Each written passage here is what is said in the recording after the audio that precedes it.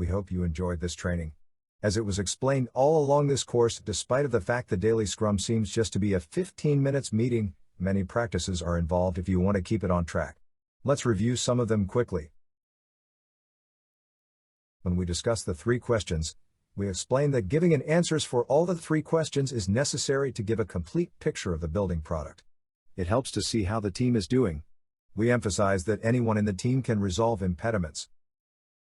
To avoid information imbalance, the team is encouraged to focus on accomplishments more than what team members do. Daily Scrum is not a problem-solving meeting. Detailed problem resolution should be taken offline. If brief communication by giving a direction is not enough, then call parking lot and table the issues for the time being. After the daily stand-up, schedule a problem-solving meeting with the individuals who these issues affect. We also discussed the importance of planning this meeting at the convenient time for the team, at the right place.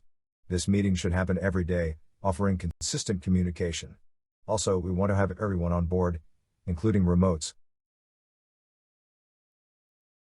Regarding to effective communication, only one person should be speaking at a time. Participants are part of the development team. They are reporting to the rest of the team, not to the product owner or Scrum Master. Varying the order in which team members report can help listening to others. Many teams change up the order of who talks next with a ball that is thrown from person to person, to help ensure that everyone is listening to what each person is saying. Running effectively the Daily Scrum involves to respect the 15 minutes time box. The shorter meetings are, the more likely people are to pay attention and find them necessary. Everyone is encouraged standing up. Now we would like to share with you a checklist of anti-patterns. So, while trying to establish a community of practice for the Daily Scrum, we've uncovered a number of anti-patterns that work against the effectiveness of this meeting. There's a lot to look out for, so we thought it would be good to provide a checklist to monitor your team's patterns and to decide whether you need to take any remedial action. Here are the following points to be checked. Are time and place inconsistent? Are team members joining late? Are updates missing from absentees? Are team members focused on a status update to a leader?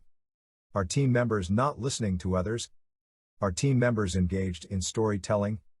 Are team members cannot remember what they did? Do updates have no value to others? Are distractions like mobile phone allowed? Do side discussions happen during the meeting?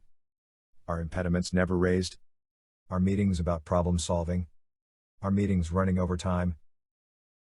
At the end of the day, the keys to running an effective Scrum meeting are ensuring that your meeting stays on track and on time. In order to do this, have rules about what can and cannot be talked about, make sure that your team members communicate with one another, and that technical devices aren't welcome. If you do these things, your daily stand-ups will be more effective, and you'll help produce a better product because of it.